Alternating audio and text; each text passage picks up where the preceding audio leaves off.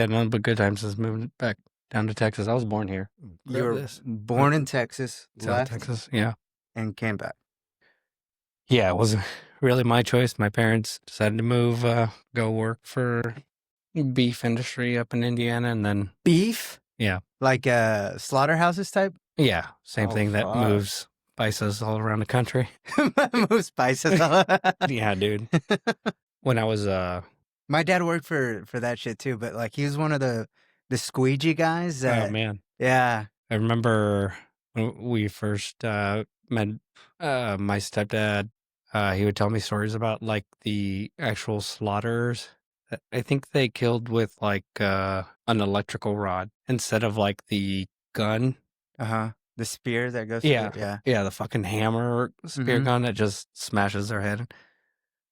They were doing with like a really high powered stun gun, and he'd come home and he'd be like, I don't know how they do it.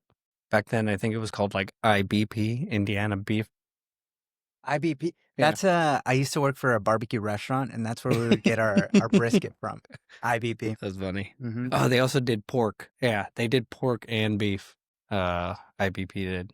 And then they got bought out by Tyson, just like probably every other significantly sized, like beef and pork processing, Beef, manufacturing. pork, any type of like Chicken. protein, especially chicken. Yeah. Fuck, dude. My friend, I don't know if you ever met him. His name is Fernando.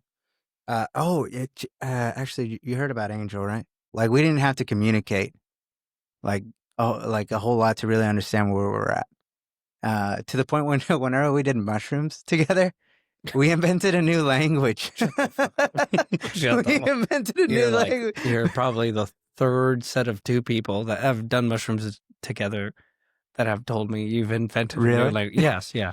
First set was like a set of these two guy twins, Mm-hmm. and then these other two, boy and a girl, were friends, and now you and Angel also invent something about doing mushrooms with other people where you're like, oh, we invented a language. Yeah.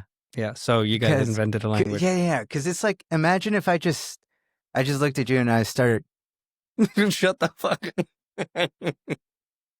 and No, I then don't you get it. understood for some reason you understood what I was saying, Yeah. and you like reciprocated the exact same way, like doing some like random clicks, and I'm like, "Are you talking about Canelo?" And he's like, "Yes." I wonder if all the people that have clicks in their language, Oh yeah, if it's really just that pretending. Yeah. yeah. Uh, No, but like mushrooms have a tendency to like make you connect with people in a different, in a very different way. Because after that whole experience, obviously we were all very well connected. Like we connected to the whole thing, but then you feel like you like grow a root into the earth, and Yeah. you feel all the connections with all the other human beings in the world, and it's just like intense. It's like holy shit. Like okay, like it makes you I don't know, realize that it's not just you. There's a lot of different people, and they all matter some way, somehow. Yeah. Some of them are better than you. Some are like bad people, but like there's a reason why you should care for other people. Anyway, before I get on a tangent, it's So you think he tough. sold and then what, like, upgraded? Yeah, you should probably spend like especially if you start. When did he buy that 300 I want to say maybe 6 years? months ago. Dude, Months. to go from a 300 to 1,000 in that quick of a Yeah. Have you ever ridden like rockets? Yeah. Mm-hmm. Yeah. It like I had one for a ninja as well. And the year that I got mine was the year that the 300 came out. When was that? Like 13 or something like that? Or at least when I first looked into bikes. Maybe there's older 300s, but I remember I felt really good, really comfortable for like a whole year, and then like 2 years after starting to ride, I was making the exact same route to one of my friend's house.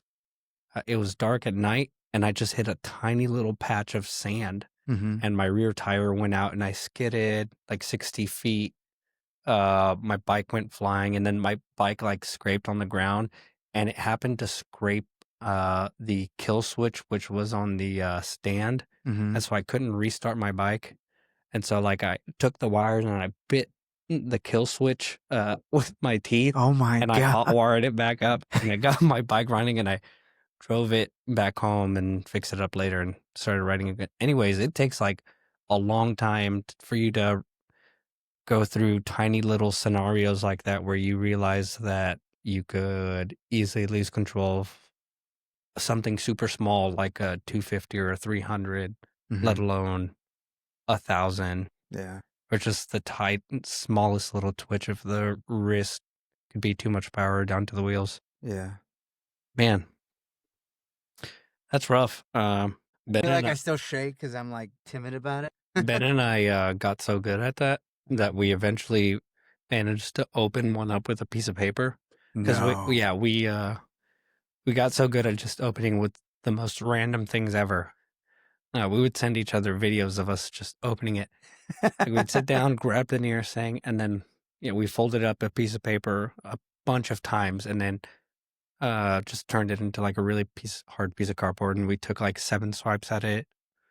I remember cutting the shit out of my knuckle, but with a piece of paper, I was able to pop that cap. Probably more with like the skin or my bone, but Did you ever do it with your teeth? no, I'm not gonna try that. No, dude, I know I can open it with my teeth. I'm not gonna try that. I don't want to chip my teeth anymore. They're already fucked up. I feel like Ben for sure 100% tried. With his 100%. teeth. Yeah. Yeah, Yeah. and we've done with like a hair comb, another beer, obviously, lighter. I stopped doing with the lighter after I saw somebody pop it open and it Oh. blow up in their hand. Yeah. Um, Like it literally blew up. yeah, like it popped open. I don't know where the spark came from, but like the butane gas went flying and it just turned into like a big fireball. That was fun. I do it with like the magazine of a gun, bullet. That's scary. But yeah, we've popped one open with a piece of paper. I think it was like a receipt. Mm-hmm. Yeah. Where TV, there's a will, there's a way. yeah, Man. TV remotes, they have scrapes on them from the teeth of the bottles. Yeah. Yeah. Gotten pretty good at it. And then I stopped because I started damaging things like cell phone case.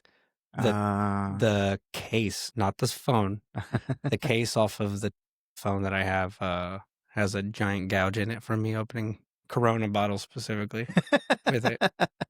We definitely didn't take enough advantage of the years where Ben and Rubicel lived here. Yeah, I know. Yeah, I think that too. I think about that frequently. Wish taking more advantage of them being here. Yeah. Spend more time with them. Yeah. Spend more time with the homies while they're here. This is partly why I started this, because it's like it's kind of like an event, a hang where you can really you could schedule it in, Yeah. and it's cheap, and at the end of it you have a memory of it. You know? Oh yeah, it goes out there, stays Yeah. out there.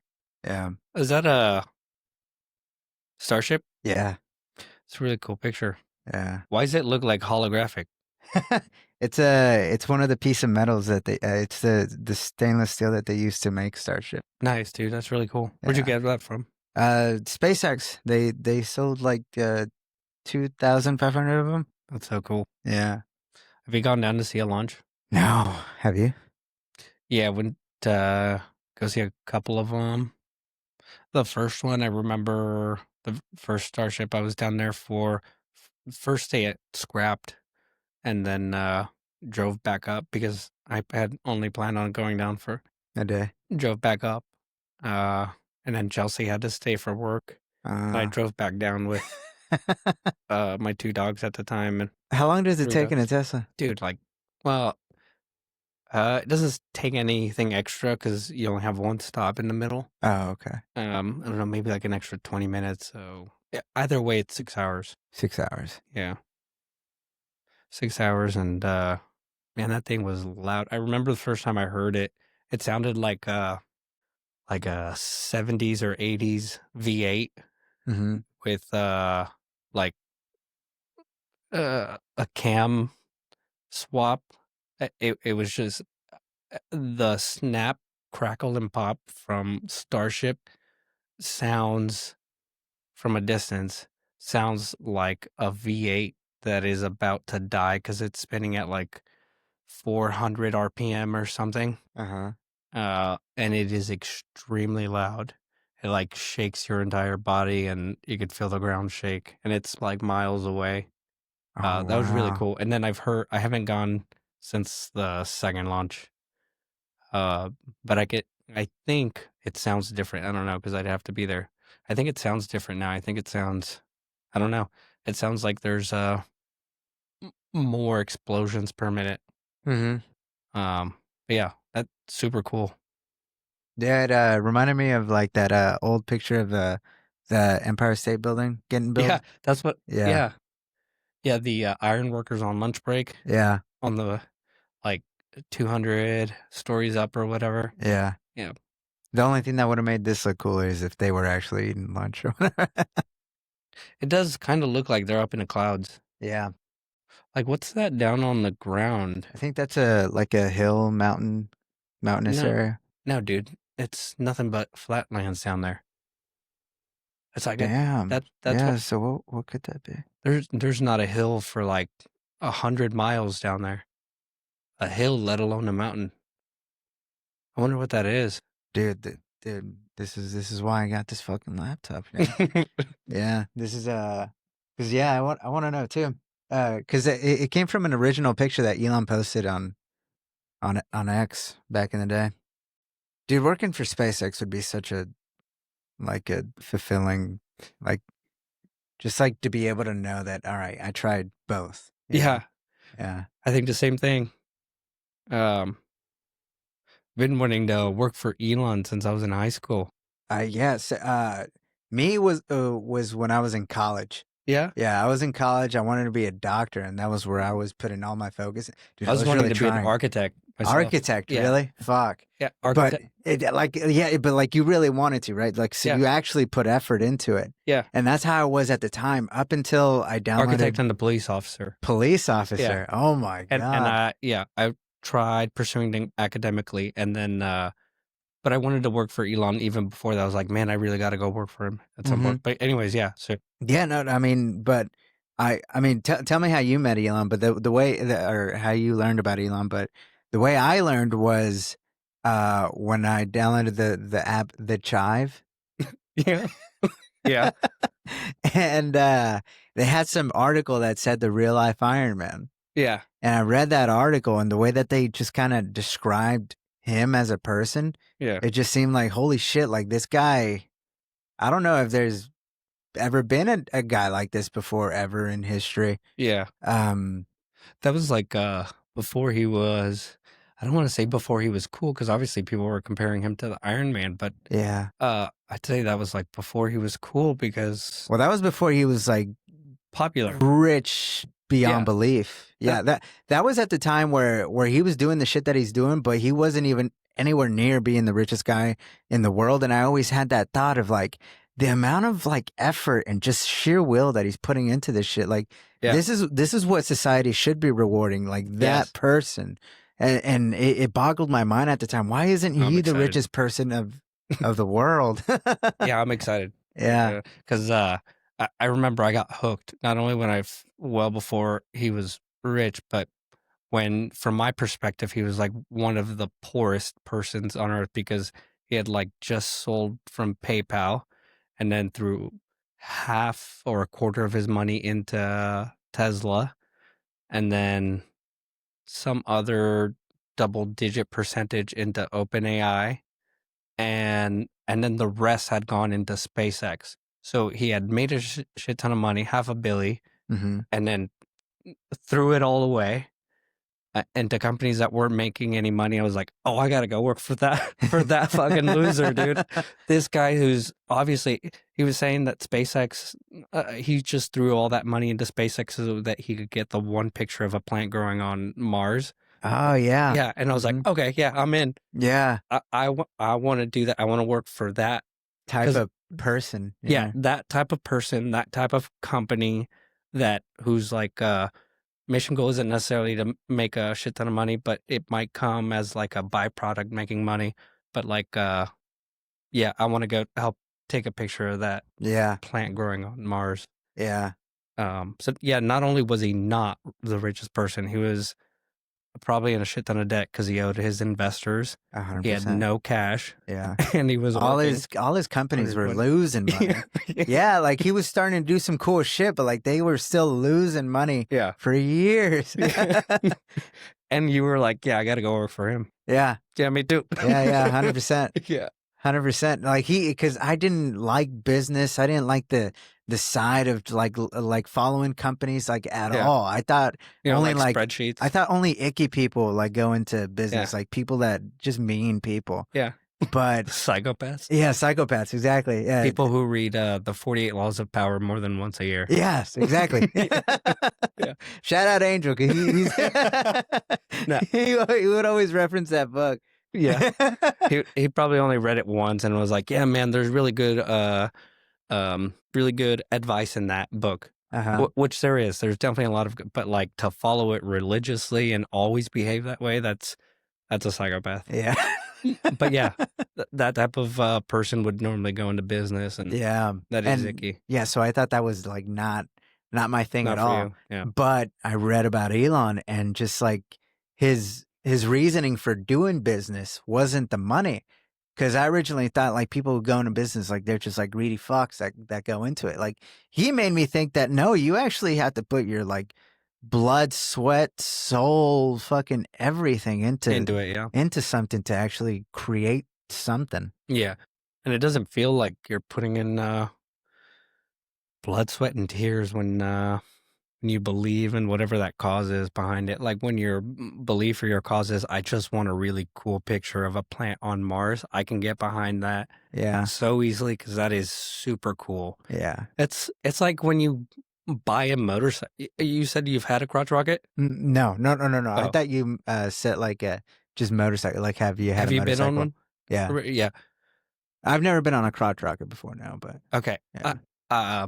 Before I got a motorcycle myself, when I was riding, everyone talks about, especially one of my friends who's a nurse. Everyone calls motorcycles, especially crotch rocket riders, organ donors, because it's so dangerous, and you could easily get hurt, let alone die on one. But even then, I wanted one. Even then, I wanted to hop on one, because it's such a cool feeling to be on a crotch rocket, feeling the air go past you, having a small crotch rocket that's like that powerful, or you can pick up so much speed on. You can hear the engine vibrating. It's a super cool experience that even though it's dangerous, you still want to do it. And on that like kind of same wavelength, wanting to work for a guy who wants to make a company or start a company whose only goal is to take a really cool picture of a plant growing on Mars, I was like, yeah, that's my crotch rocket. I really want to hop on and help ride. Yeah. But other than that though, like what did you have hope that would be eventually turn into? Oh no. Like the byproduct would be money? Like obviously you wanna make money. Obviously you want to work for that company so you can learn shit so that you can make more money over time and invest it into the company itself to eventually, get the fruits of your labor, because at that point you were a part of the real growth of the company. Yeah. Honestly, no. Like when I first decided that I wanted to work for Elon, I was in high school, and it was after, I remember one of my high school best friends, his name's David Rojas. We were at my house watching a presidential debate. And right after a presidential debate was like a 60 Minutes episode, and then like in the middle is when I started watching, and I think it was an Elon 60 Minutes. Oh yeah. I've tried Dude, when he cried? When Buzz talked shit about him. Yeah. Yeah, that had me moving. But I think it was before that, because that 60 Minutes episode came out after the presidential debate election that I remember first hearing about him. Oh, was it the Romney-Obama one where Romney started talking shit about Tesla, Solyndra, like investing into losers? That would have been the second one. I think that's around the same time that 60 Minutes episode came out. I haven't been able to find like the video ever since, because I've retold this story to like other people, but I remember it was. I actually have a playlist of at the time I would put every Elon video into this playlist, so it might be in there. Yeah, but keep going. It was so during the 60 Minutes, it might have been the episode on him, or maybe it was like an interview of him in the middle of it. He said that all we need was like a small piece of West Texas covered in solar panels to power the entire of the United States. That was in a 60 Minutes episode? Or a news interview right after or in the middle of a 60 Minutes episode. I just remember that night I was with my friend David Rojas. We watched the presidential debate. We watched, might have even been election night. We watched the news. Tell me if it's this one. I mean, first of all, it's important to appreciate that the Earth is almost entirely solar powered today, in the sense that the sun is the only thing that keeps us actually, because he said this a bunch of times already. Yeah. So was it an interview like this in front of an audience? I think it was a one-on-one interview. When I picture it in my head, I picture a one-on-one interview. Yeah. And you want to know why? So see, this looks close. It's in there his face. Time extensions on the game, but the game is going to come to an end. That should be absolutely certain. Obviously, frankly, but I don't have any fundamental dislike of hydrocarbons. I simply look at the future and say, what is the thing that will actually work? And using a non-renewable resource, obviously, will not work in the long run. So we must find an alternative. But if there was a button I could press to stop all hydrocarbon usage today, I would not press it. There are time extensions of the game, but the game is going to come to. Because he would always sound so rational to me. Yeah, like it would always be like, oh my God, like, okay, there's all these smart people that talk, but they never make sense. Or they contradict themselves, or they do what he they don't do what he just did, which is like go all in. He's not saying let's go all in on electricity and dump oil. He's like, hey, this is not going to work in the long run, so how about we try to figure out what comes after we run out of hydrocarbons. Anyways, so it was something like that. And he said, all we need is just a tiny, and all I thought to myself was like, oh, when I grow up, if I could manage that farm out there in West Texas, because I always wanted to come back to Texas. Yeah. That's what I'll do to retire. So I'll retire working for Elon in West Texas, and I'll be back in Texas, and I'll be working for Elon. Perfect. And this was like a thought that I had in high school. And then for like my senior year in high school, I was like, I want to be a cop.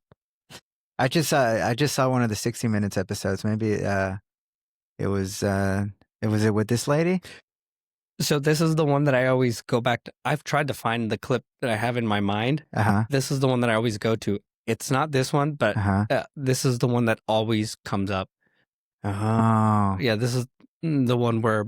this is well, actually, one of the... Was there actually like 60 Minutes worth? Because I always see them as segments. Yeah, it could have been like they were talking about something adjacent. Like they were talking about oil, and they did a 5-minute segment on Elon, and that's why I can't find it. But I've told Ben, like someone said that Elon was like the Edison of our time, but I was like, no, he's more like the Edison and not Tom Ford, Henry Ford. Yeah, he's definitely not the Tom Ford. That dude's always wearing a t-shirt. He's like Edison and Henry Ford, and maybe JP Morgan as well, because he's obviously bankrolling a lot of great companies, but all put together and all at the same time. And what was that rocket engineer from NASA that developed what was it? It was the biggest rocket of all time. It was the rocket that sent us to the moon. The Saturn V? Who The developed Saturn the V. Saturn V? Yeah. Who developed the Saturn V? What's his name? Or is he down there? Probably a Nazi, as far as I know. Yeah. Was he? Yeah. I was joking. He was no. He was a Nazi. If you have like a board and you throw a dart at it, and the board is people who developed rockets in the half of the 20th century, you're gonna hit a Nazi more likely than not. Yeah. So yeah. Oh, Wilmer von Braun. Okay. Yeah. He's this guy. Not to say Elon's a Nazi, but like he's also this guy. Because we stole this guy from Nazi Germany to develop the Saturn V so he could win the space race. Yeah. But yeah, he's this guy without all the baggage. Yeah. Yeah. Well, now he's got the baggage, but oh yeah, now he's got all the baggage in the world. He's got more, which is why I feel like I'm writing harder for Elon than I am for any other like kind of political ideas. Yeah, same. Yeah.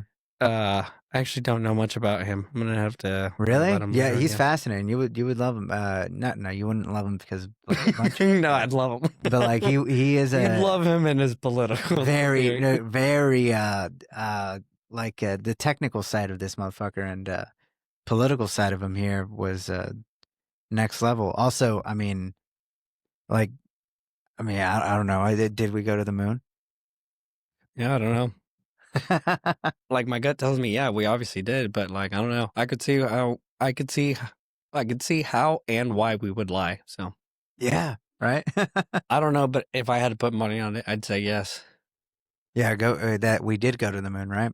If I had to put money on it, I'd have to say yes. Yeah. Okay. But like also, if I end up losing all that money, I'm not gonna be totally surprised. Like. Did you happen to watch any football last night? No. Bears and who was it? Was it Green Bay that played last night? And like for the first 3 quarters of the game, the Bears were down.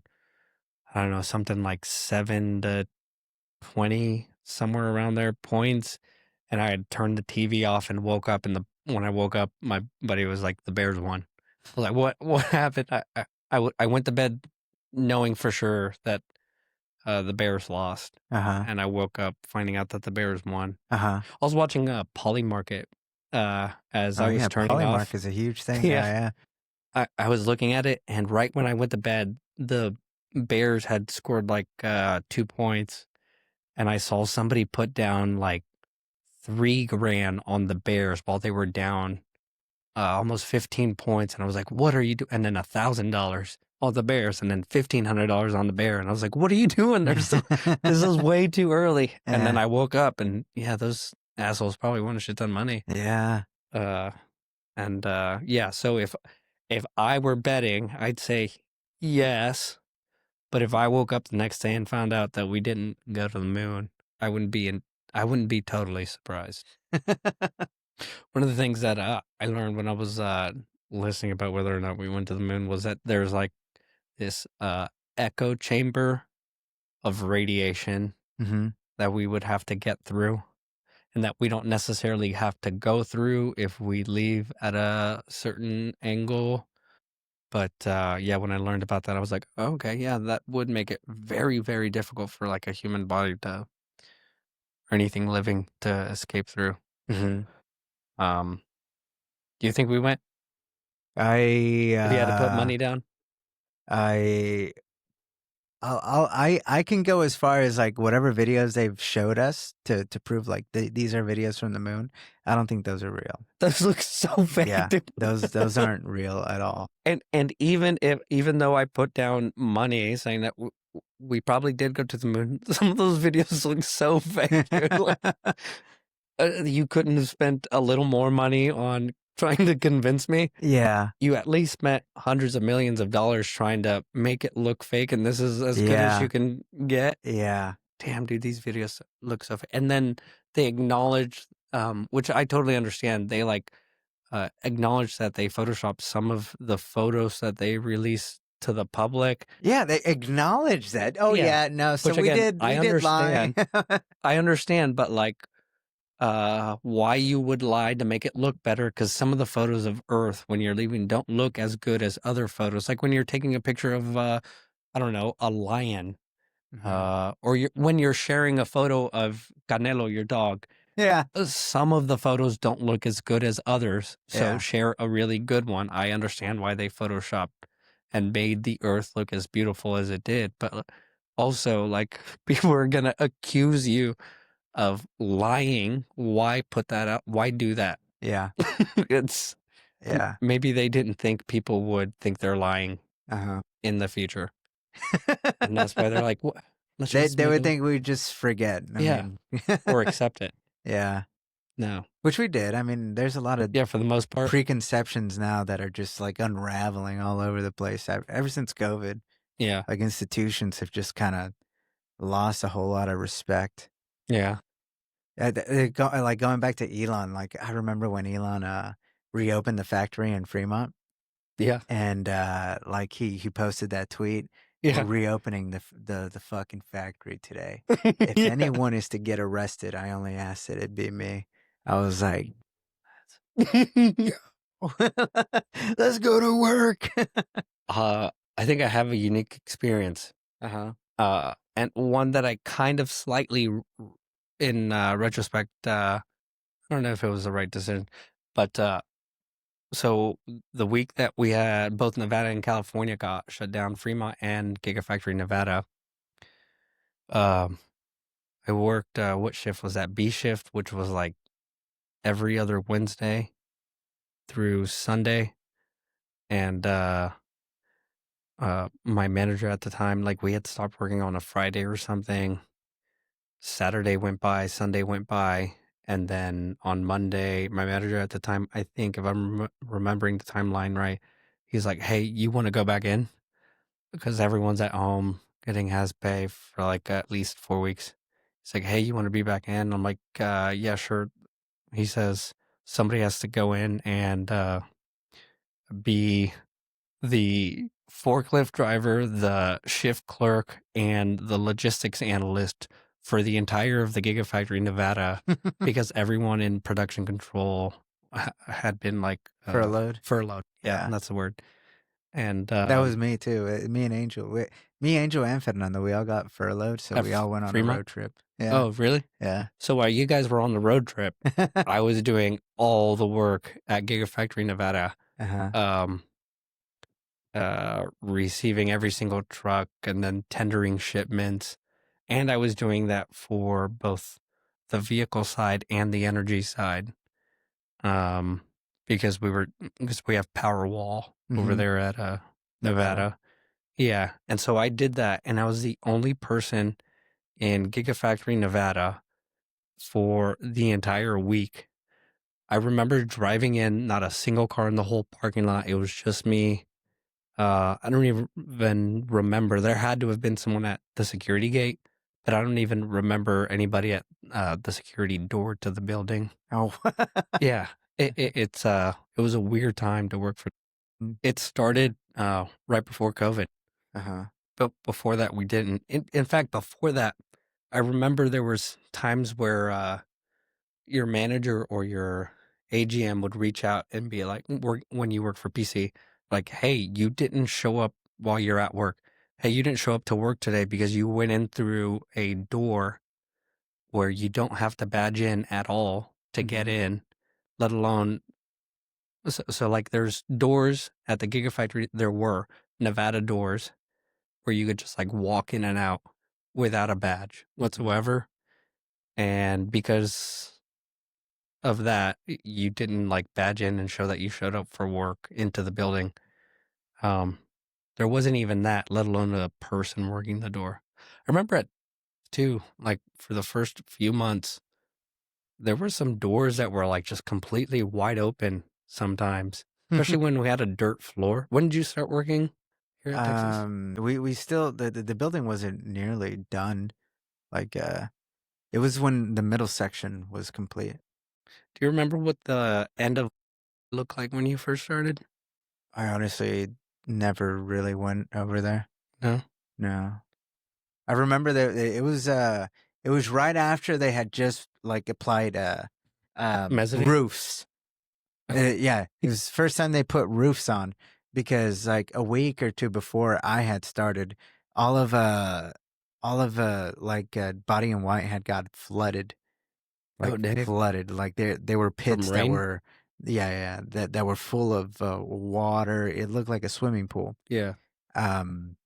So all they were doing for the past like 2 or 3 weeks, right before I started, they put sand everywhere to try to absorb all the water, and then like pumps and just pump all the water out.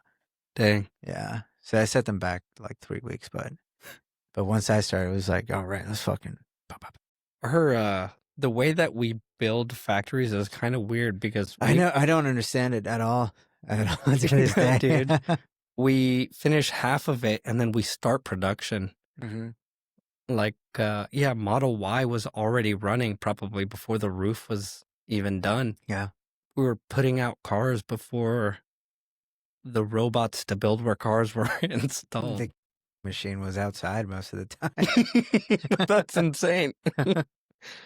And, and then Model Y, once it was fully roofed, Cybertruck, all of that area was still dirt floor on the inside. Yeah.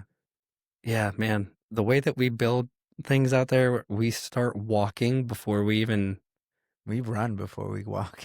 Yeah, we're sprinting before we like figure out the physics of balancing ourselves. Yeah, no, that was a huge thing. The Cybertruck on the second floor, when like just the forklift makes that that fucking floor bounce, and so that caused so many problems with account for all that movement. Yeah. Do you remember the front entrance to the like grand entrance to the Gigafactory? It was redone like 6 times. Mm-hmm. I don't know if there's like some YouTuber out there that obviously flies drones over the Gigafactory, and especially all the time, in Texas. Yeah, they probably have like a video or an image of 6 different grand entrances to the Gigafactory. Mm-hmm.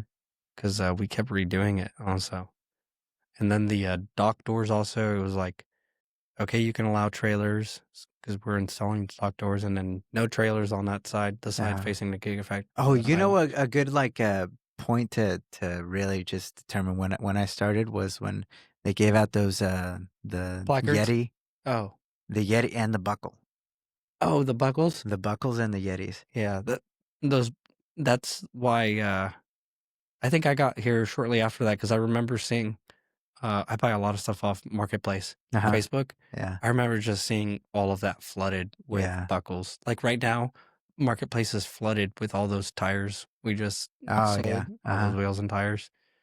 I remember just seeing them everywhere for like $50-$80. I still see like Rodeo, Gigafactory Texas Rodeo event stuff on Marketplace. Do you have any? Oh yeah, I still have like the hat. I still have the goodie bag and all that. Dude, I got so fucked up at the Giga Rodeo. Rubicel, I was around Rubicel the whole time. I was down bad, man. Oh man, it was fun though. Yeah. It was really fun. I remember, you know how you had to have those little vouchers for the drinks and stuff. I got hired for my job in Texas the week of the rodeo, so I didn't get to come. Yeah. I missed out on it. Damn, dude. Had it been a week earlier, or had I gotten hired a week earlier at Texas, then I'd be right there with you. Oh yeah, no. So you got hired on way after, but the rodeo they gave out vouchers, so like for alcohol. It was free alcohol so long as you had enough vouchers. But obviously I ran out, so I started flirting with the chick that was walking around with the drinks, and I was like, let's work something out. She handed you the plate or what? Yeah. Yeah, because I mean, there's no like accounting really. We were all just employees. It wasn't like we had professional like a service company like that handles big events like that. It was just all volunteers. What were you drinking? The Shiners. Nice. Yeah, Shiners. Shiner beer. Mm-hmm. Yeah. Was it like 7 ounces or what? It was it was just cans. Like 12-ounce cans? Uh-huh. You got smashed off of Shiners at work? Yeah. Damn, yeah. Dude, that sounds so cool. And they had a rock concert up there, right in front of a huge stage. Gary Clark Jr. Dang. I was just rocking out. And then they did this whole That drone. sounds so cool. They did a drone. It was the coolest drone show I've ever seen in my life. Yeah. All like the development of Tesla, like different images from like way back in the day, all the way like a Roadster to Model S to X to Y, to 3 to Y, and then Elon's face and just the stock going up, down. Just like it was, What a roller coaster that is. yeah. But it was a really cool drone show. And eventually Elon rolled up in a Tesla up on the stage, and he had the cowboy hat, and he actually Central Works, Yeah, Central Machine Works, yeah. They had a Tesla party over there before the Giga Rodeo. This was like maybe a year before the. Was it just a happy hour, or was it like Tesla No, sponsored? It was Tesla sponsored. Oh. Like they had shuttles. That's when they started getting the shuttles, where they would just tell us to come here, park here, and then we would shuttle there. That's and then cool. They would shuttle us back. But again, people got. I remember seeing this HR lady that like she's super strict, but she got so plastered that like she fell over, and she was wearing one of those like tops where like her boobs like hung out. Dude, like, why are HR women like that? I don't know. Dude, I don't know. Something about them, like they're just always the gossipiest. Yeah. Flirtiest, like just least HR people that should be in HR. Same with guys, actually. Yeah. Anyone in HR. They're also very like cutthroat. At the same time, dude, they're odd people. You think odd people are the people who choose to work like 6 p.m. to 6 a.m. Weekends only, have 2 jobs, and they have like 3 baby mamas, 17 children, but no, they're not weird people. The weird people are really the people that work in HR. Yeah. When I first interviewed to become a supervisor, I failed the HR portion of it 3 times. How? 3 times, dude. They want to give me the job. They're like, no. Anyone. They're like, okay, we're gonna give you one more shot. Let's see how you do. Yeah. And you fucking. And they still didn't. Like this, had to say, well, like honestly, I don't care. We're hiring. Literally, dude. They wouldn't. And I'm not exactly sure why. I understood the first time. The first time I understood why, because they give you like a scenario. Me, They give you a scenario. Yeah, they always give you the scenario, but I don't think it. I don't know what about the scenario I failed, but I do remember the very first time. Yeah. She asked me. I think she asked a question and I answered it wrong. So then she followed up with like, what do you think HR does? And my response was, well, over the years working here, I've never really interacted with HR at all. I never had any issues or been a part of any incidents where I had to interact with HR. My only interaction with HR was whenever they would come to fire somebody. That did not go well with that lady. She ended the interview right after that. She was like, "Oh, okay, well, good luck." Dude, you didn't even try to lie a little? I did. I was being honest. Yeah. Yeah, that's true. That's what you get for being honest, That's dude. what I get for being honest. Yeah. And you should have been like, man, from my experience, y'all are thirsty, especially at Central Works. Dang. Yeah. But even Elon went to Central Machine Works and he went upstage. That's cool, dude. I'd love to see him in that kind of environment. Watch him awkwardly stand over everyone and not get drunk. I don't know. He looked pretty ripped, actually. You know, like he was back like then. white, but no, I'm by ripped I mean like drunk. Oh, okay, gotcha. Yeah, he was having a good time too. Okay, that's good. Because he can be super awkward sometimes. Oh, so awkward. He also gave me most of the times confidence that I can speak in front of people because he's so awkward in front of a crowd that I'm just like, all right, even if I am awkward, it's just like, I guess deal with it. Yeah, you know, I wonder if that's what a lot of us like subconsciously also like about him. Mm-hmm. That he's not a good public speaker at all. No, but obviously he can still get his point across and his message across, and it's so clear at the same time. Mm-hmm. It's both clear and uncomfortable. Yeah, dude, super uncomfortable. Yeah, yeah, because you almost feel bad for him. He's like, yeah, or he said something awkward, and you're like, oh, okay, all right. Yeah. Oh man. What was your favorite Tesla event that you saw, like one of the live streams that they did, or like announcement of a product?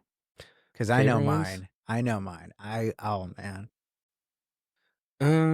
First one I remember seeing in person was like P100D. That's particularly memorable because I was like so up close to the stage when he walked on stage. I was like 4 rows back. It was like an all hands in the cafeteria. So you actually saw that in person? Yeah. Wow. I don't know if I have one at all, actually. Like I'm trying to think of them. Model Y, I don't remember. Model 3, I don't remember. Cyber, I remember, like the unveiling, but I wasn't there. Well, yeah, just watching it on your phone or whatever. Like that's cool too. I don't know if I have one. Really? Mine, well, the one that immediately came to mind was the semi reveal, but not because of the semi reveal, but because of the Roadster, like surprise at the end. Like I remember fucking wow. Watching that. But as you were talking, I got reminded of when they unveiled the Model 3. Like that was so I remember I was at work at that barbecue restaurant. I was at the manager's desk like doing some shit, and well, no, not doing shit. I was just watching the show. I was watching the live stream as everybody was closing and cleaning, and I'm just sitting here like but I was so excited, dude. And no one had a problem with it because they all saw the I was like this little kid like on Christmas. Like, oh my God. Because I saw the Model 3 as like, all right. What was that, like 10 years ago now? Yeah. More than 10 years. Something like that. Actually, no, not 10 years. It was long. It's been a while now. Yeah. Especially the unveil. Because after the unveil, it took a while to it was ramp like up. 16 or 17. 16, maybe, that happened. 17. Yeah, you're right. His ramp up was 2018. Dude, it's 2026. Yeah. Holy shit. It's already 22. So a decade ago. Oh, man. So you remember that one? You remember specifically not working while you were at work and being excited about the potential of maybe working for him one day? Yeah, because at that point, maybe working for him one day and being able to afford one of those cars. Yeah. Actually, I remember that. Yeah, I remember I had just bought a Mercedes. Oh, really? A month prior. And I was like, man, my next car has to be this Model 3. Yeah. Ended up buying a Tacoma after that. and then I got the Model Y. But yeah, I remember the Model 3 now. I think it was back in Indiana. Yeah, I remember it looked so weird when they first like unveiled it. Was it the headlights? That it was just the whole front fascia of it. Yeah. It threw me off. But like for 30 seconds. After 30 seconds I looked at it and I was like, damn, this like I get a little bit of a Porsche vibe, but like with Tesla's own like uniqueness. Yeah. It felt unique to Tesla. Yeah. But because I also followed like Franz a whole lot beforehand, and actually for a birthday present, my brother drew the Model 3 for me. Oh, nice. Like he was. Is he good at freehanding like that? No, he was like a baby. Yeah. Okay. He was very young. Gotcha. Okay. But like he like drew something and was like, my brother's car or something. Yeah. Because I was always talking about him. Yeah. And then about Elon? About Elon and about Tesla in general. My family remembers my whole like fanboy phase. I still am like fanboy at heart. It's just not so overt anymore. Yeah. Just talking to you about. That's true. Huh? I don't think that's true anymore. I think everyone else has just like accepted it from us. Our fanboyness of Elon. Yeah, and so it's not as memorable for everyone, both us and the other people anymore. Mm-hmm. I don't know if my fanboyness has gone down any, because I definitely consume more of Elon's content now. Really? Even though I would say I'm less of a fanboy. Uh-huh. Do you not? Yeah, no, I still do. I did like I have his notifications for every tweet that he does. Yeah. That's way more into the cult. Yeah. Well, I don't even know if it's a cult. Like now I just see it as like Elon is a player here, and he's a big player, and somehow he's gotten to the point where he can move nations. Yeah. So like his words are like just hold that much more weight. Yeah. Yeah. So now I'm trying to like right now, as far as like how I'm paying attention to things is, all right. So based on Elon being one of the centerpieces of who I like, these public figures that have gained my trust over the years, it's him, and then I have to think of someone else who like isn't so like big of his fan. So like whenever they have critiques that I also like, they've also gained my trust. I can judge that and be like, all right, well, okay, all right, I get it. You know, because there are some critiques of Elon that he does kind of shoot himself in the foot sometimes. Yeah, but that every time he says a timeline out in the open. Yeah. But that's kind of like, that adds to like why we kind of like him, He just like blurts some shit out. Yeah. And you're like, people don't really talk like this, like ever. Ever. Like he's kind of like giving us a peek behind the curtain sometimes as to like what's actually going on. Yeah. Like when he had that big breakup with Trump, like he just like, actually Trump is, the reason he's not releasing it is because he is the Epstein file. He's in there. That's why. And not just he's in there, but he is it. Like it all ties back down to him. Yeah, so I'm definitely consuming even more Elon content now. Yeah, I'm more so consuming just politics in general. Geopolitics specifically. Like, it's because you're older also. You think so? Did you have a mortgage 10 years ago? Well, no, I didn't start listening because of the mortgage. Yeah, I'm not saying, but you're older. One of the things that happens when you're older. Oh, yeah. Yeah. You're older, married. Were you married 10 years ago? No. There you go. Yeah. It's something, I don't know, because I don't think anyone really, like, politics isn't something that you ever like grow up thinking, oh, wow, this is so interesting. It's, Yeah. It's like, as a kid, I want to grow up and be president. But then you start hearing people like fighting and shit over politics and stuff. And it's like, all right, well, that's not cool. I'm gonna go play. Yeah. But, and then even growing up, like in high school and stuff, like you more so into sports and other shit like that type of stuff consumes your mind. Maybe if you have some kind of like, the class president or type of elections, not even then. Honestly, I don't think politics really infected schools so much, like overtly. It wasn't until Trump like announced that he was running for president that. What do you mean when you say schools? Like schools that they weren't really talking about current type presidents. Like if we were like in U.S. history or stuff like that, we'd be learning about like Thomas Jefferson, George Washington, or whatever. They never talk about like, oh, hey, right now Obama he is president right now, and these are like the historical stuff that he's doing currently. Like it was always just like back in the day. It was never current type stuff that they would try to teach us. It wasn't until college that I took I don't remember what the name of the class was, but I remember she did kind of tell us to, well, think of like the abortion issue. Think of why some people are pro and some people are anti, and develop both of those thoughts. And at the end, I want you all to debate each other on it. Like, even if you're actually, if you are anti, I want you to be on the pro side, and I want you to learn how to debate for the pro side, and try to learn that way.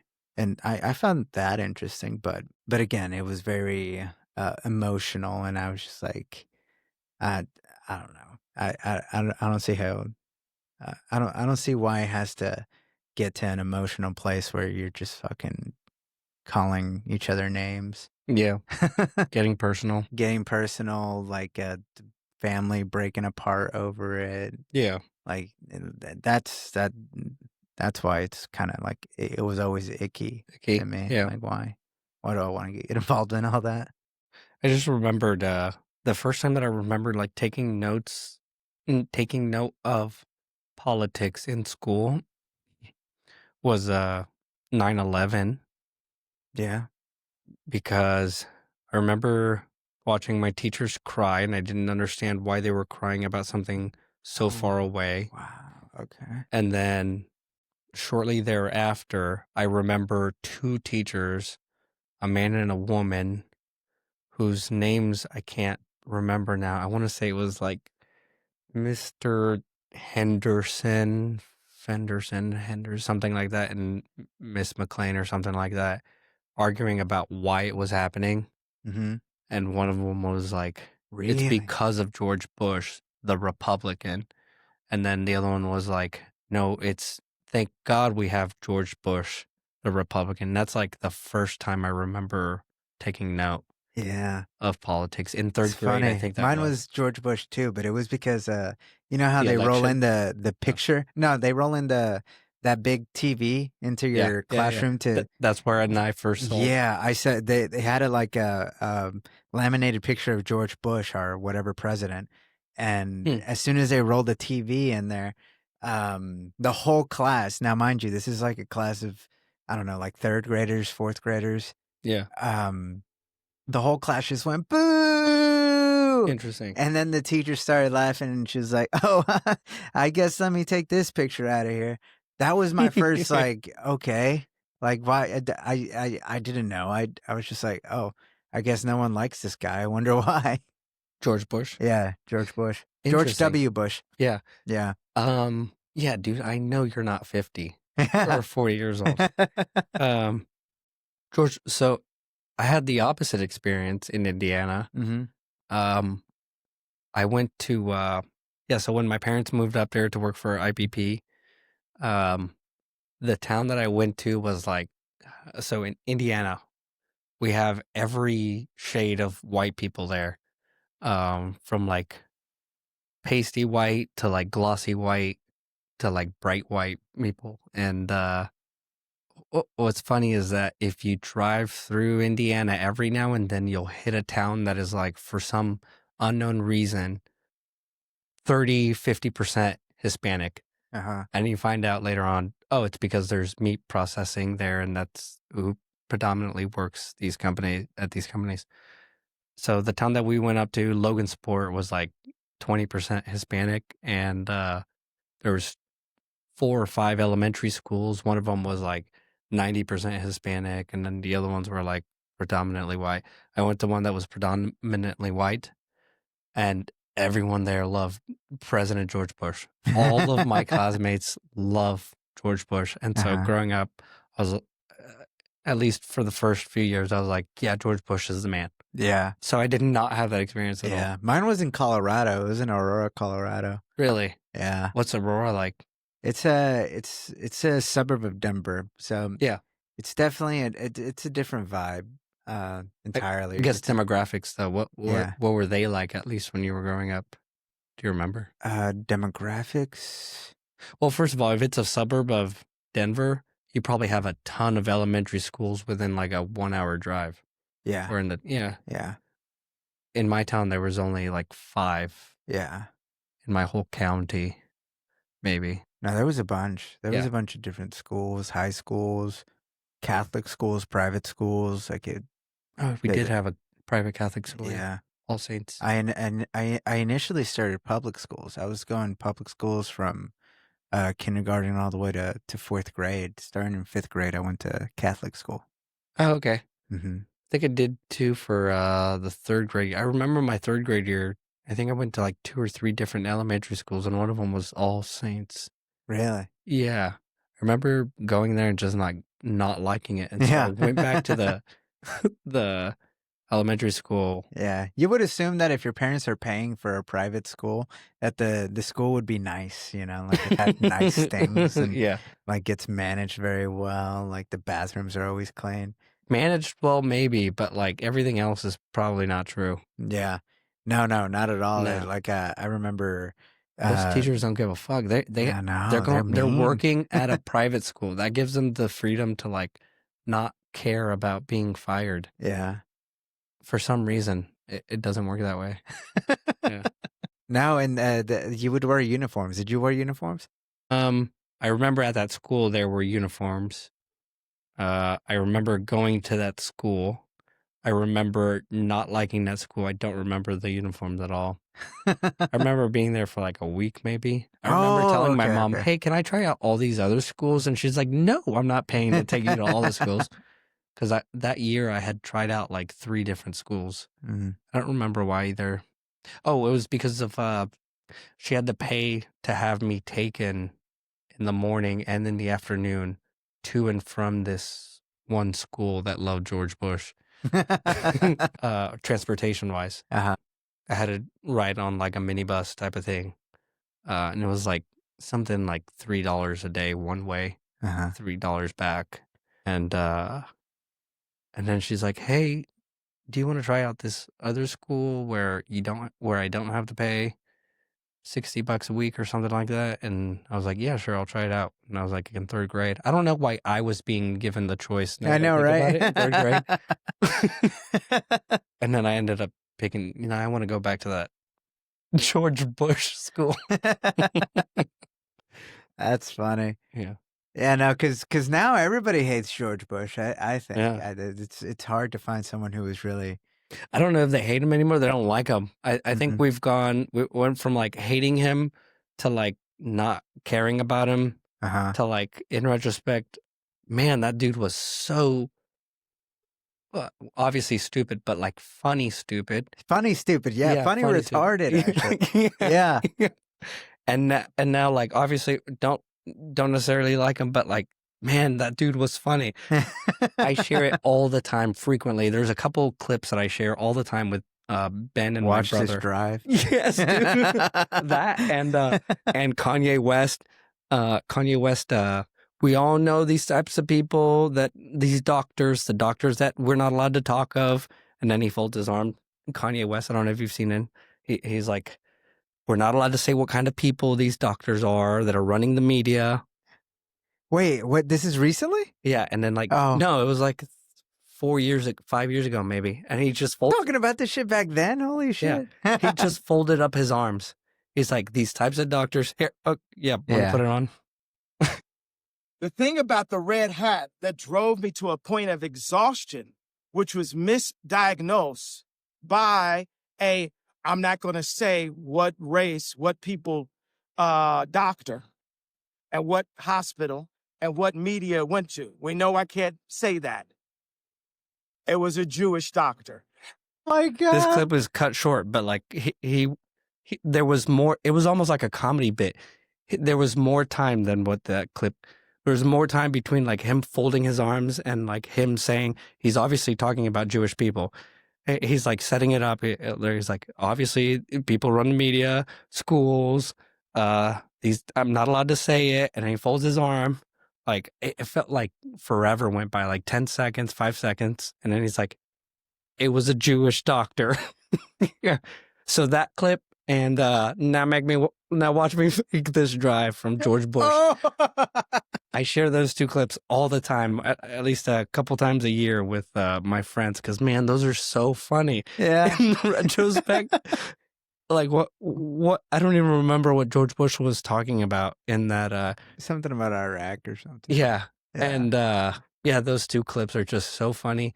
And in retrospect, yeah, that dude was obviously stupid. Now that I think about it, I think we made fun of him because he got like C's in schools. In school, he was like a C student, in like math, English, and science or whatever. He got C's. George W. Bush. Mm-hmm.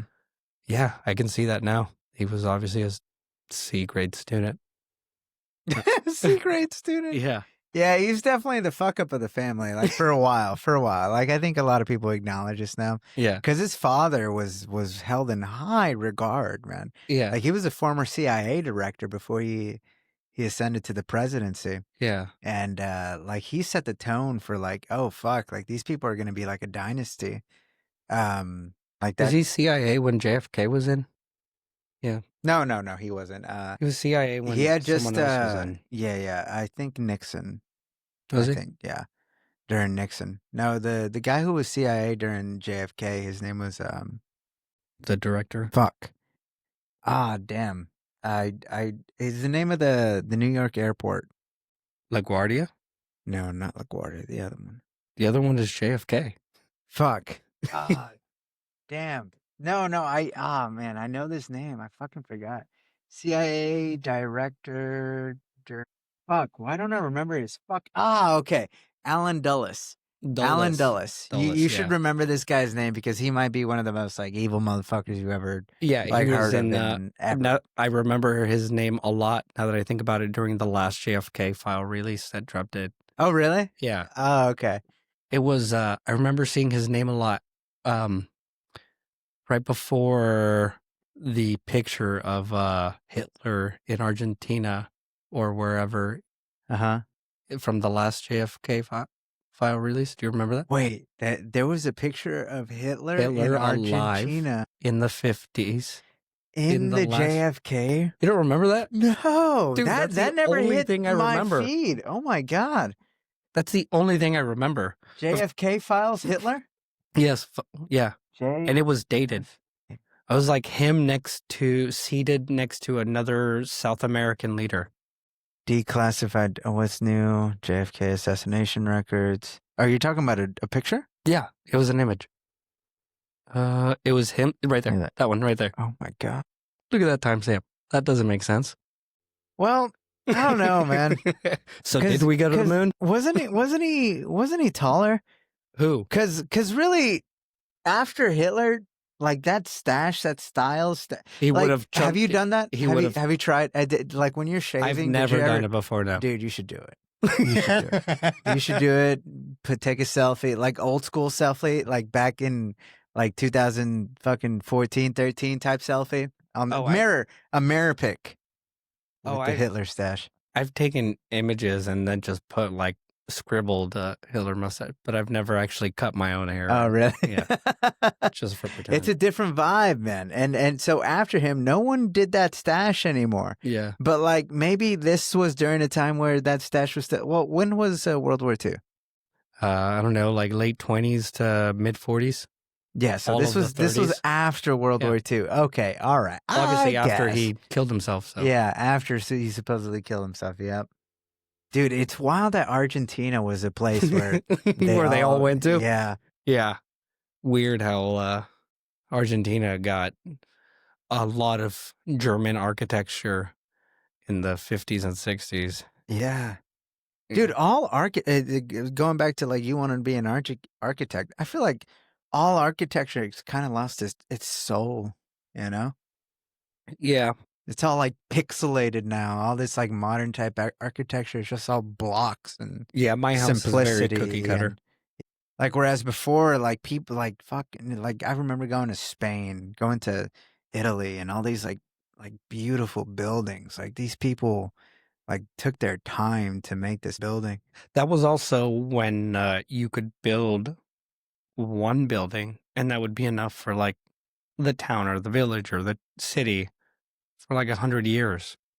But, like, we can put up Austin 5 years ago, at least. Like, if they put up 1,000 homes, they'd be gone within a week, occupancy wise. So, Oh, like, yeah. 2021 Austin, Texas housing market. If someone could snap their fingers and make 1,000 homes appear, they would probably have sold realistically within a couple of months in 2021. Yeah. All of those homes would be gone. And so, yeah, our population is just booming. So no wonder we have, because my home is very cookie cuttery. It looks very bland. Yeah. I mean, just like this whole neighborhood. Yeah. Yeah. It's and it's always in brand new neighborhoods. And you know what it is the lack of trees. I think if you just planted a shit ton of like 20, 30-year-old trees up and down your road, your neighborhood would look so much more distinguished, older. It would look like it has a lot more character. It wouldn't look like a brand new housing development, which is what mine looks like. Yeah. I remember in Colorado when we would drive to go see a Colorado Rockies game, we would always go through downtown Denver. Yeah. And they would have these communities where it wasn't these like the skyscraper type downtown, but like around it, there was these trees that were just so tall. Yeah. And it was just so full of greenery. And these houses were all like lined up right in between all of them. And that's cool. It was just it felt magical there. It felt like, you sure it wasn't the shrooms? No. I was a child. I was like 10 years old, dude. I was like, dang, I wonder what it's like to live here, you know? Yeah. Because these houses look simple, you know? They didn't look very expensive. They didn't look super old either. They were maybe built in the 1980s, not maybe 1970s or something. Okay. And back then, yeah. Yeah, so these homes. Yeah, they like brick type houses. They look nice. They look well kept. And I was like, dang, I dig living here because you're like around so much greenery. Yeah. And then like next door is Coors Field. What's the last time you went to Colorado? When I got married in May last year. What part of Colorado did you go to? Aurora. Nice. Your parents still there? No, they're in Oklahoma. Why'd you go to Aurora then? Because the centralization of my family, most of them are all in Colorado. Okay. Especially back in that time. Now a lot of them had spread out for jobs and all that, but at the time we were all kind of centralized there in Colorado. So I grew up around all my family, and like every weekend we had a party, and for whatever reason, or Rosario. But then we moved to Oklahoma for my dad got a job down here, and but that's why I left. But that's where I grew up, like from I don't know, like 3 years old, 3 years old to right before high school to the end of middle school. Okay. I'm asking because I have to go to Colorado later this year. Really? I signed up for a 200-mile relay. Oh shit! Yeah, it starts in Fort 200 miles. It starts in Fort Collins, goes up to Laramie, and then shoots back down into what's the name of the town? Estes Park. Back in yeah, something like that. It like basically goes around Estes Park. 200-mile relay. 12 other people. Pretty excited for it. 12. So only 12 people are doing it.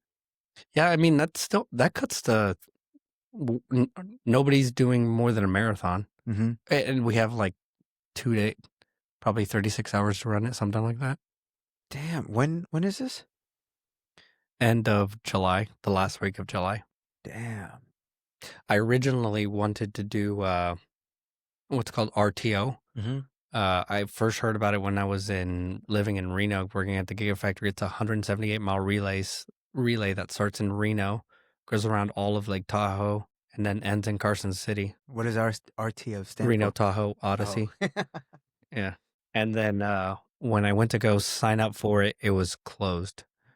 It was already full. So started looking for, and I had already told like 8 other people, hey, do you want to do it? They got excited for it. And then I looked for another race, and it was this 200-mile race in Fort Collins. I'm going to train for it, prepare for it. But the only thing that I don't know how to prepare for is the altitude. Because that's going to suck. And yeah, there's very, very little that I could do to prepare for it. I could train for a marathon all day long anywhere in the world, but can't train for like running a marathon at 10,000 feet other than in places that are 10,000 feet. Mm-hmm. You just rubbed your nose, and do you remember that giant mass that I had on my nose? No. You don't remember? Nope. This giant fucking grape size? No. Hey, I was on there on my face for like a year. On your face? Yeah, dude. I had a giant, like this big. It was covering up my eye. Dude, that's funny. That's funny. Did you have this at the restaurant when we went? Yeah. Damn.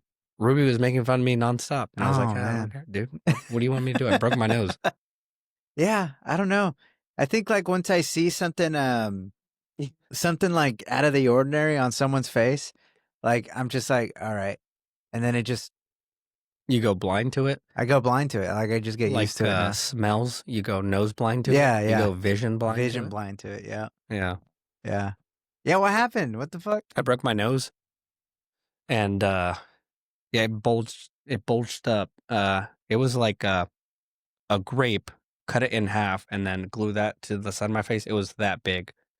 Yeah, I broke my nose putting up some shelving up in the roof of my garage so that I could slide totes into. Mm-hmm. What's funny is I was doing this all by myself, mounting it up, holding it. It was like 90 pounds worth of lumber. I was screwing it into the ceiling joist, and then I went down the stairs. It fell, but I had my hand up like this for some reason, and it fell right into the U of my hand. I was like, geez, man, if that would have hit me on the head, I would have been like knocked out probably, and I'd be on the ground. Man, I'm so glad that didn't knock me out so that I can finish installing it. And I went up to install it, and as I was putting the last screw through it, it fell out and cracked me right across the face. And I fell off the ladder. The piece of like what, 2x4? Or? It was a 1x6 screwed through a 2x6, screwed through another 1x6, like 10 feet long. So it was probably the equivalent to like I don't know, like a 2x8 lumber size, weight wise. It probably fell down like 2 feet before it cracked me in the face, and then I fell down and broke my nose, obviously. And then I had a huge hematoma, calcified. My septum was deviated, of course, and then I didn't go to the doctor. And then like a year later, it was really bothering my vision.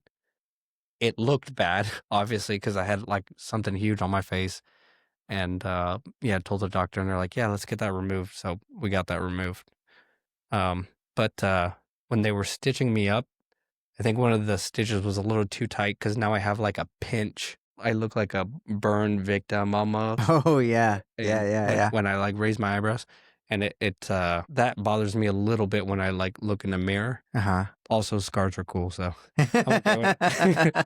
Plus, it looks better than having that giant bulge on my nose. Yeah. I didn't care about it too much, so yeah, not that big of a deal. It seems like you just cut that in half and just suffer through it for a day, a few weeks. Maybe. No, but yeah, no, I could tell like there was a difference, but not until you pointed it out that I noticed it now. Yeah, dude, I can't believe you don't remember me having it blocked out at all half of my eye. Nope. Dang. Yeah, I'm sure Ruby remembers because he was making fun of me nonstop. Oh yeah, 100%. So you think he's gonna move back? It sounds like it. Actually, he I never replied. I'm fucking terrible at this shit, dude. Going back to like not replying to the Instagram or the Facebook calls and shit. Like I fucking. Do you turn off your notifications? Yeah. Me too. That's why. Yo, you moving back here or what?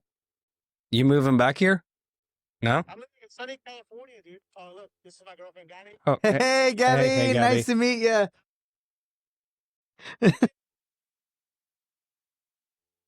We're doing a podcast, dude. Yeah, we're talking shit about you right now. Can you hear him? Yeah, I can hear him. What are you doing? You look old now. You look like an old man. Honestly, you look like a responsible human being now. You look like you have 3 children and a mortgage. Look like you got a 401k. A 401k. No, we're just talking shit about you and want to know if you were you needed help packing to move back here to Texas or anything. Yeah, we're gonna move you and Ben back. Yeah, both of you. Double whammy. We're getting the team back. Yeah. We were talking about how we didn't really take advantage of the time we were all together. All 4 of us. That was it. That was it, dude. That was it. Yeah, it was. Yeah. Nothing came out of them. There was that one time where was it? Javier did something stupid at that with that blue place. You remember that?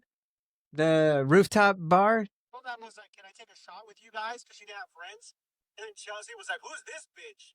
Oh, she was like, "Who the fuck are you?" Oh yeah. What was that place though? I don't remember it.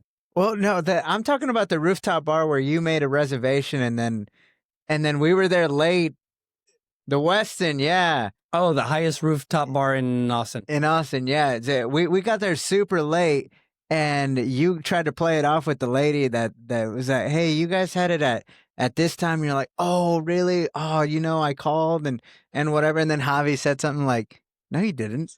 It's like, no, you told me. Yeah, sure. Whoops.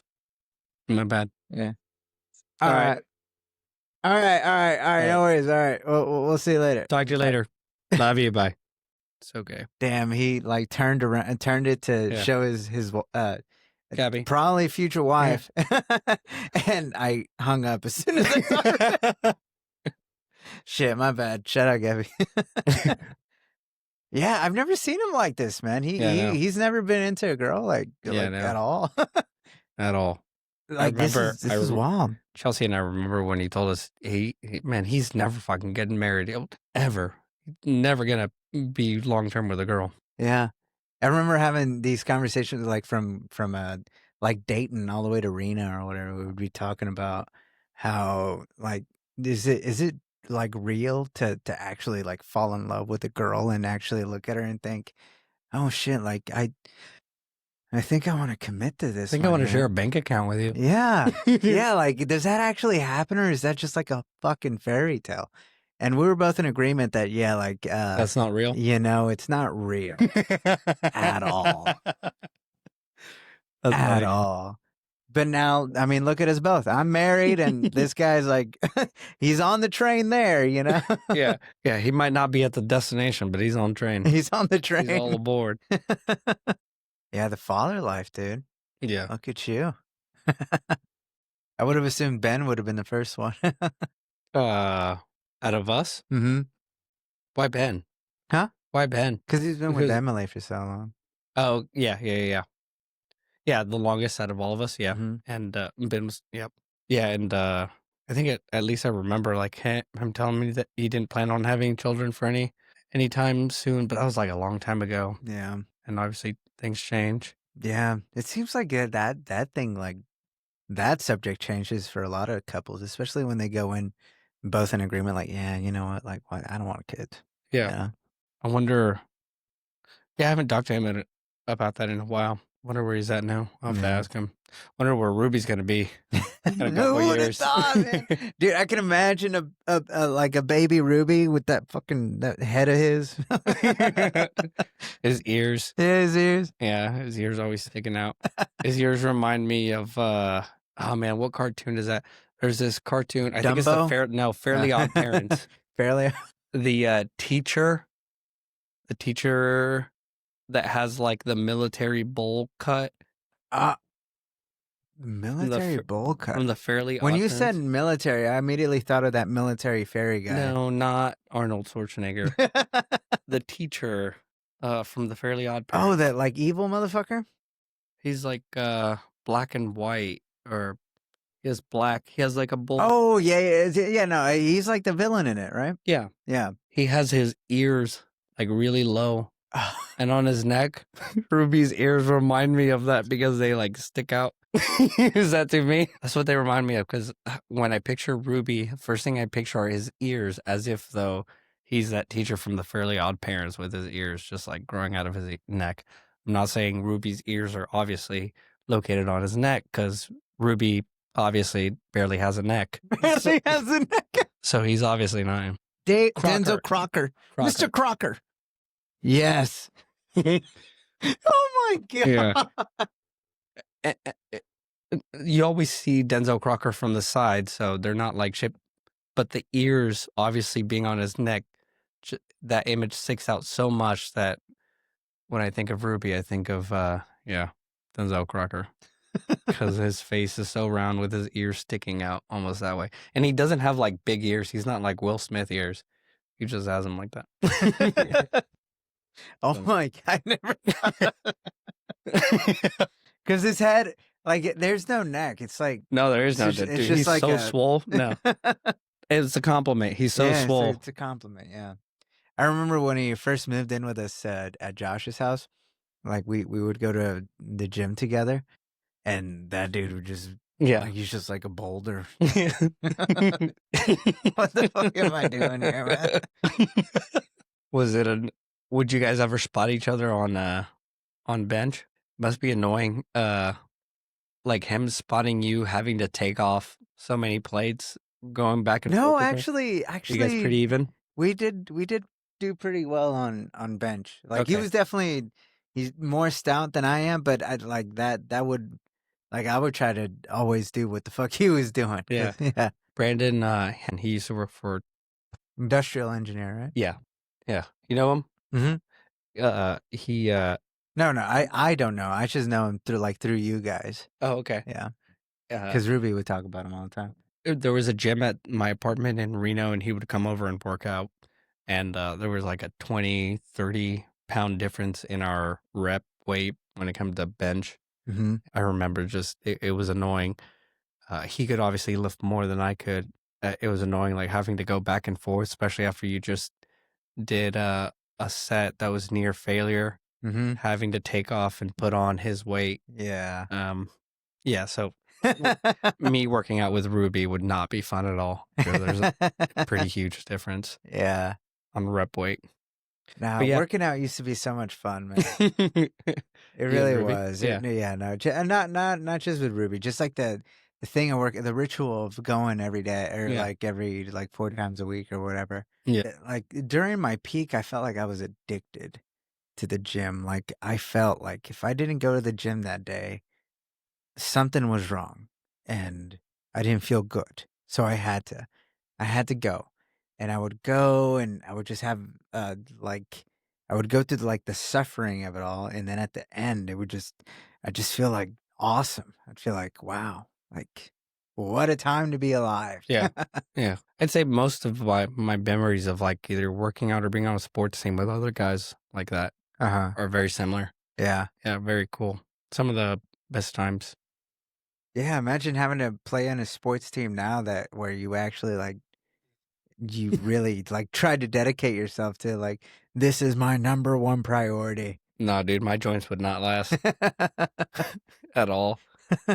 Well, it's going to last enough for that fucking Colorado marathon that you're trying to do. That's true. Jeez. I ran 12 miles yesterday and my knees were screaming. My dog can run so... Dude, my dog, in the middle of summer, he'll run 4 miles in the middle of summer and be gassed for the next 12 hours. He'll be on the couch, just tired, exhausted. He'll get up, drink water every hour or so. And then now in the winter, I just ran 12 miles with him yesterday morning. Straight. Yeah, he didn't drink water. He didn't need to use the restroom. He ran it just fine. I don't remember him panting. He was just chilling the whole 12 miles. And then we got home and he wanted to continue playing. every time that I'd go near my shoes to move them, he'd get excited. He can withstand so much more than I can during the winter compared to the summer. In the summer, like the heat kills him. Yeah, they can't sweat. No, but you'd think he's a Saluki, so I'd imagine that he could withstand heat a little bit better than what it looks like he can. But yeah, that heat kills him, and in the winter he's unstoppable. That dude can keep up. Thinking about substituting him into that marathon. Oh yeah, or the ultra marathon. Yeah. 200 miles is gonna be intense through Colorado. There's this half marathon that they're doing this next week. Where? I don't know, here in Austin, but they just sent me the thing a couple days ago, and they're like, "You down?" Like, fuck, it's next week. I haven't even like briskly walked in a while. Yeah, It's only 13 miles. yeah. My wife, she had her for her birthday, instead of well, not instead, as well. Like, she wanted to do a 5K. Yeah. And it was a cool idea, because you don't have to put a whole lot into it, not a whole lot of planning. But I started inviting people, and then I was like, oh shit, like, I guess we should actually, plot out the course. the course. And Where'd you run it at? At Ladybird. Okay. And so we plotted it out, and then like she ordered a bunch of shit. She ordered like those soaked towels or whatever that could keep you cool. She got the numbers, and she got a bunch of bracelets and some other shit. A finish line type thing. Nice. And then her friends brought her balloons. Nice. That they could put at the finish line. But I was thinking, like, leading up to it, because I'm not, like, I don't run. At all, yeah. I don't run. My life has never been about ever running. I've never gone over a mile. Never. And, like, to get to a mile, that takes a lot. Yeah. Takes so much out of me, dude. In middle school, we have to run like a mile for fitness. Yeah. Well, in high school, middle school, yeah, I would have to as well. But that was it, a mile. Yeah. A mile. But a 5K, geez, I think that's like 3 miles, right? Yeah. Yeah. And I've never gotten over a mile. And all of a sudden she's like, yeah, let's do a 5K. I'm like, all right, well, I'm just thinking I'm just going to wing it. Like, if I walk, whatever, that my goal is just to not be last. And, but leading up to it, I was thinking, all right, well, we're going to need someone to, like, make sure everybody's on track and stuff. So, like, I was thinking, you know what? I'm just going to be, like, the guy that kind of, like, plots the course for everybody, like, puts signs up, like, during the race. And you then can be the race director? Yeah, the race director. And at the end, I'll have the finish line prepared. That way we don't interfere with, like, regular people that are just, going about their day. Yeah. That way I know, like, when the first one is coming up, and then I set up a camera, make sure, like, we get it all, like, memorized pretty well. Yeah. But then the day came, and I got this overwhelming feeling of, like, dude, this is just a cop-out. Like, you just fucking do the race. Like, fucking do it. Don't make up this excuse that you're, like, you're being busy being a race director. Yeah, exactly. So we ended up doing it, and actually a good amount of people ended up showing up. Nice. I never thought that I could just tell people, hey, like, for our birthday party, it's not going to be like this whole thing. We're just going to run. Do you guys want to run with us? Like, in my mind, that seemed so, like, a weird thing to say to people. I've seen a lot of people do that. Yeah. Yeah. But a lot of people were down. Yeah. And a lot of different people from, like, some of her friends, some of my friends that, like, don't know each other, and then they all kind of met each other there. They were all like, all right, well, fucking let's go. You thought everyone was adverse to running like you are? Yeah. Yeah. Yeah. And a lot of them are as well. A lot of them are. Yeah, this is the first time they did something like that. But it was, it ended up being, like, a really enjoyable thing to do. because she also got medals for like first place, second place, third place, and Yeah. like little signs and shit. And at the end, because the night before we made sandwiches, like it took us all night, dude. I think we didn't go to sleep till like 3 a.m. But like these sandwiches were like, they were full of fucking carbs, fuck ton of butter. Like, nah, dude, we fucking loaded that shit up. And after the race, they were so good, dude. Like, after just like being exhausted, mind you, again, a lot of us don't run. I've never gone over a mile. We just did 3 miles. Eating that sandwich, it gave me hope in life. You know, and drinking water. It was fun because it felt like an actual race. Initially, when we started running, it all felt like we were all going kind of at the same pace. Yeah. And then someone started going a little more. Then someone started following them a little more. Then so on and so on. And then we all got real separated. So we just started flying. And initially, I was just like, all right, this feels like a pretty good pace. And I'm keeping up with like the other people that I also respect their physical abilities. So I'm like, all right, well, all right, we're good. And then I just start dying, dude. Oh man. But I couldn't stop because it was a race, you know? I felt the competition. And although my joints, everything started, I was just exhausted. I couldn't see. There was sweat all over my eyes. But I was like, fuck that. And I kept going. I never caught up to the guy in front of me, but I was able to fend off at least like a few people. I think I got like 5th or 6th place or whatever. Yeah. But I never in my wildest dreams would think that I would get 3 miles. And I don't know what, I forgot what the time was. I think it was like 35 minutes. Nice. Like that. No, like I think it takes me 14 minutes to run a mile. Yeah. But it was exhilarating. Like at the very end, I almost caught up to somebody, but then they heard me like steps behind. They saw me at the corner of their eyes. They were saying and they fucking turned it on, dude. And at that point, I was like, this is like, I already had it turned on at that point because I was already trying to sprint to be able to pass him to get to the finish line. But then as soon as he saw me, he fucking flew. Yeah. That's funny. But it was really fun. I highly recommend people like have those types of events for like their birthday parties and stuff. Yeah, they look pretty cool. A lot of fun. Mm-hmm.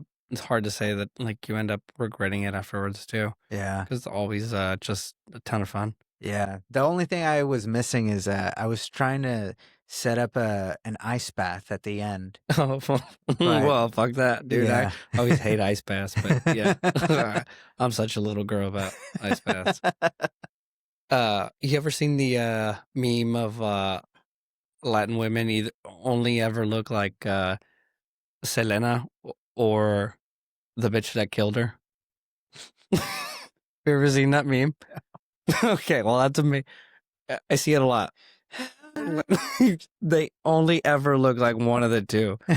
Race directors for running. Mm-hmm. I've done a lot of race competitions. Mm-hmm. Race directors always ever look like Steve do you know? They look like Michael Phelps or like a sumo wrestler. Really? One of the two, yeah. Yeah, that is such a it has always just boggled my brain. How can you have like love handles if you run so much? How is that possible? I don't know. Because it definitely it's taxing running with extra weight. Yeah. In fact, it's almost more impressive. It's more impressive for sure when you're like substantially overweight and running more than like a really thin and skinny person running, because they're doing same thing you're doing, same distance, but they're hauling an extra however many pounds. It's definitely more impressive. But yeah, race directors are always super thin. Obviously they look like runners, or they look like sumo wrestlers. Yeah, one of the two. And I don't know what that's about, but it reminded me of like that meme, Latin women either look like Selena or the bitch that killed her. Fuck. Her manager. I think that's one of the reasons why most people don't start running is because they're like, dude, there's fucking fat people that are like run all the time. Like that's not going to be the solution to my fucking fat problems. Yeah. Yeah. Here, I need to take a piss. Actually.